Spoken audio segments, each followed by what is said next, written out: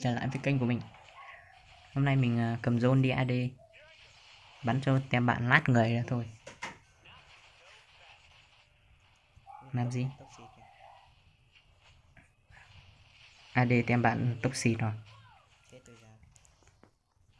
Bắn trâu vậy.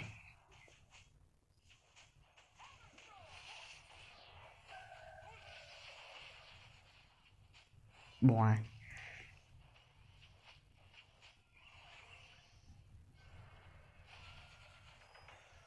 Zone tem bạn cũng có trang phục.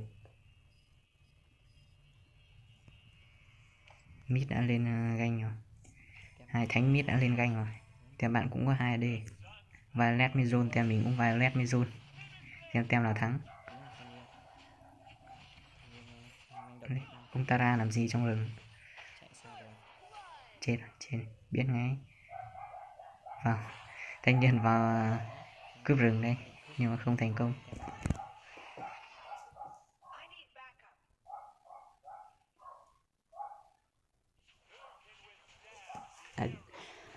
Rừng xuống họ này đã ăn được mạng rồi. Xuống ganh. Bò đứng im rồi, bò đứng im bắn ấy. Chạy à? Khôn gớm. Còn giờ vào đứng im chịu rồi. Bò này, con bò này.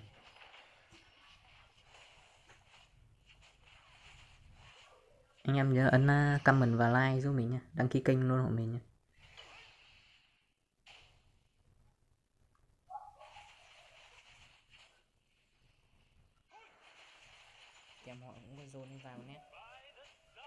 Video có gì thiếu sót gì thì anh em thông cảm, đánh gà thì anh em cứ bình luận để mình đánh hay hơn. Anh em cứ bình luận ở dưới nha. Solo luôn. Đó, con bò này. Con bò định làm gì? Mid xuống ganh rồi, con mid ông xuống ganh rồi. Trực nhá, hai thanh niên đứng trực bụi quá. Thì mình ra mình rỡ.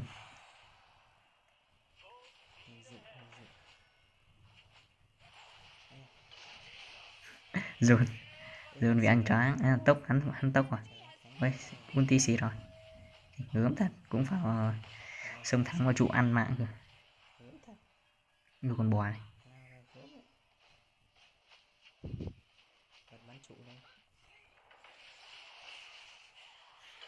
Thanh niên vào cân trụ.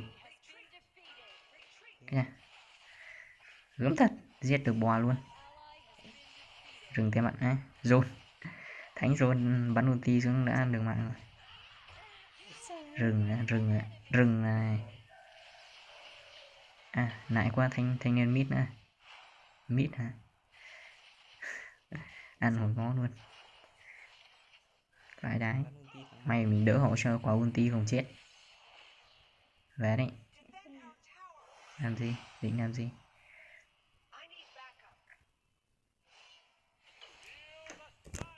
Anh em nhớ đăng ký kênh và ấn chuông để nhận được thông báo mình ra video nhé. Dồn đầu gớm. Bò đập á. Thanh niên đang lên quẩy tem. Mình có máu đâu mà lên đánh.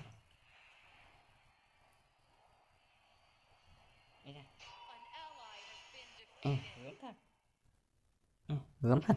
Rừng tem mình đánh được.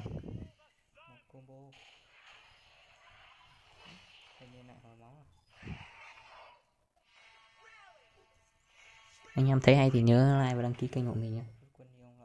Lại solo rồi, Tara lại solo rồi. Ông rừng không vào hộ Tara. Vẫn còn farm được tài thật.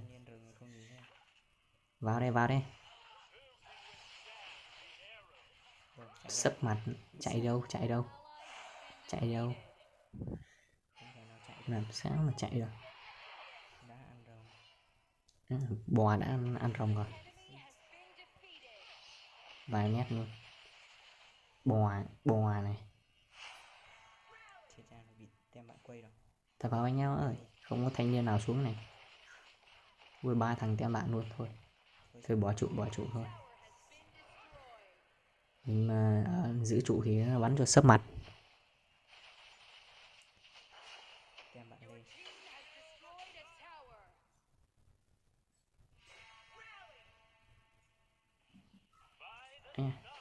Đã giao tranh ở mid rồi, gớm thật. Hai thanh niên gần chết đã chạy về. Rồi giờ sao? Vào đây cân trụ đi. Lên đây, vào đây. Tem bạn nhát quá,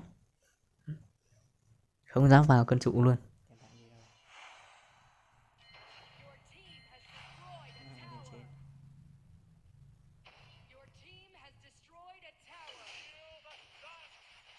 Này, sấp mặt chưa? Gớm thật.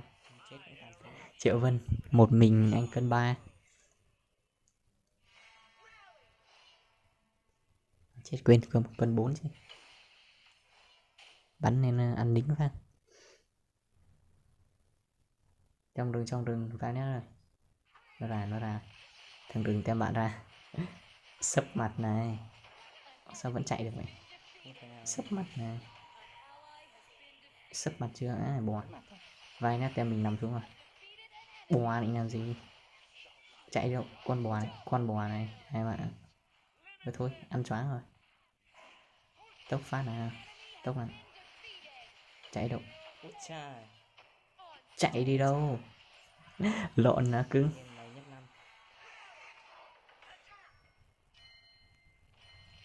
Anh em thấy hay thì nhớ like và đăng ký kênh hộ mình nha.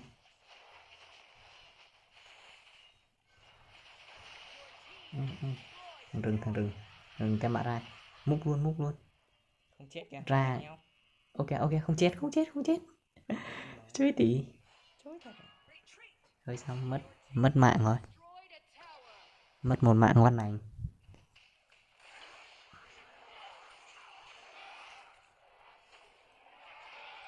Anh em cứ farm nhiệt tình với anh em. AD mà mắc đồ đầu tiên thì thôi rồi, biết rồi đấy. Bắn cho tem bạn mắc thốn luôn.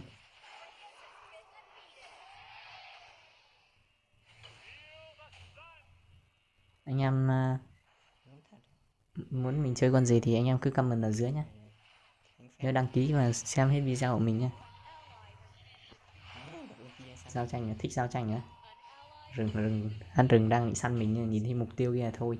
Vậy là ơi, thôi bắn ulti xịt rồi. Phải. Đã có mana mấy máu này còn ăn.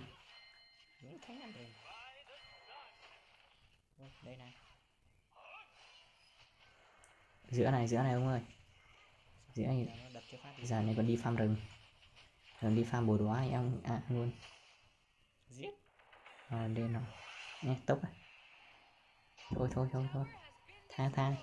Thả đi bạn này. Căn chuẩn ạ. Mày chạy này. Anh em thấy hay thì nhớ like và đăng ký kênh của mình nhé. Trên này. Chạy làm sao được. Zone mà ulti thì chạy làm sao được.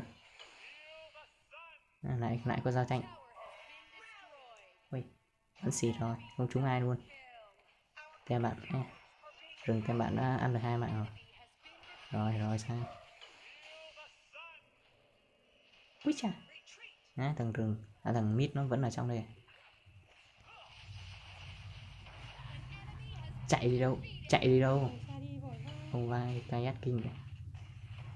Chạy đi đâu? Tốc lên kayak nhưng mà không thành công. Lên anh em ơi. 5-0 rồi. Chưa mất trinh. Em vẫn còn trinh. Thằng AD định làm gì? Anh chả theo bạn hồ báo vãi sướng.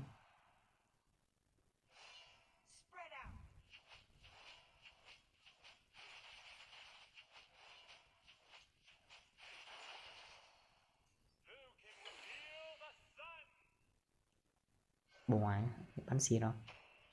Xịt nên tôi thoại. Về thôi anh em ơi.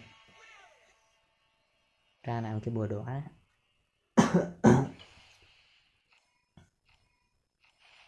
Các bạn không về. Không có thằng nào luôn. Mất nhà ra. Vẫn có sánh vài mét. Tem bạn toàn bắt Triệu Vân thôi, không hiểu luôn.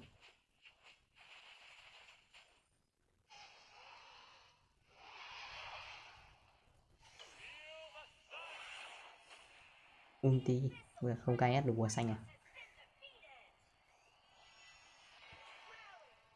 Tem bạn nào. Triệu Vân làm phát ulti cho nó ngọt giọng. Trời, ngại quá. Này chết này. Anh em nhớ ấn đăng ký và ấn chuông để nhận được thông báo mình ra video mới nhất nhé.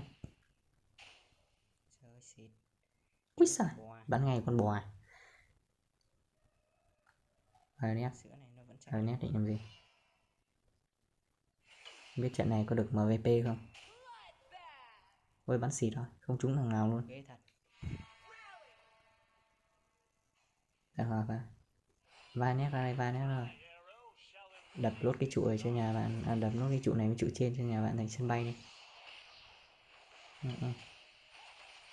Cái bò ướm mặt rồi bò bị mình bắn sấp mặt luôn, nát rồi chết cha rồi.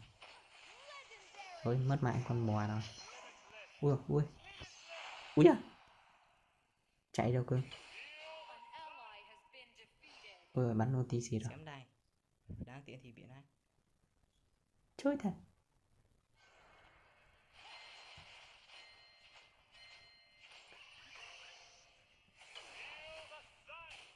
Cho có ulti 4 thằng hit luôn,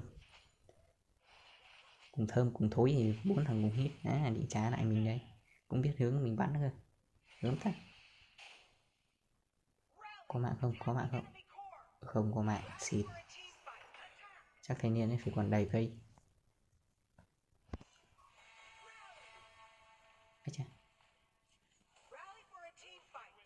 Kinh công anh em ơi, kinh công.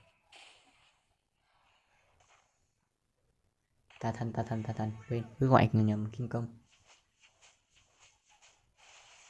Ăn nốt con này để ra ăn kinh công. Ra kinh công ấy. Làm gì? Ăn tà thần à. Vào đây mít rồi. Nó đập nó phải buộc phải bay lên trời. Ulti. Thanh niên ulti luôn. Chưa thanh niên nào bị mất máu.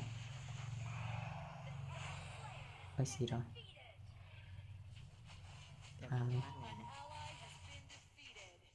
Gần full đồ rồi.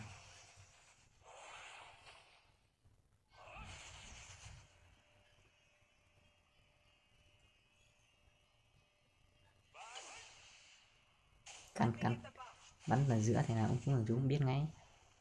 Thôi vẫn không thể nào KS được của thanh niên là vào nét.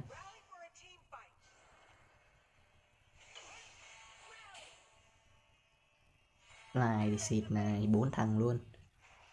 Tem bạn 4 thằng cứ đi chung với nhau. Rồi bắt đầu giao tranh tiếp. Zone này. Ui, sao mình toàn bắn một con bò anh. Nè anh trốn anh anh. Này thì vai nét này. Tường bờ là cưng. Bồ lính đâu rồi. Đi, xuống thì nó chết rồi. Làm sao mà ăn được mình. Vẫn còn trinh nha anh em. Chưa mất trinh được. Bắn cho teo bạn sấp mặt luôn. Anh em cứ lên đồ phun xuyên giáp nha anh em. Này thì con bò nạc này. Con bò nạc này. Mình bắn cho AD tem phép cho em họ sấp mặt luôn.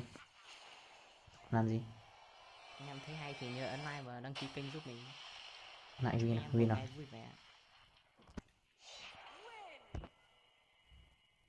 Ôi MVP rồi, được MVP rồi, trận này được MVP.